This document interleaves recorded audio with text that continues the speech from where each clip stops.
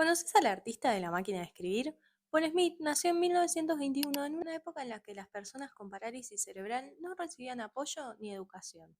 A los 11 años, vio en la basura de su vecino una máquina de escribir y lo que empezó como un simple juego se convirtió tanto en un medio de comunicación como de expresión artística. Usando solo símbolos, hizo más de 400 obras. Cada tecla, cada símbolo era un trazo. No había opción de borrar. Solo avanzar tecla por tecla, línea por línea. Dibujó trenes, retratos, paisajes, santos. No lo hacía por fama ni por dinero, solo por el arte y expresarse.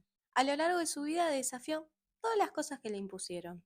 Le tomó 16 años aprender a hablar y 32 aprender a caminar. Vivió hasta los 85 años y muchas personas lo describían como amable, humilde y paciente.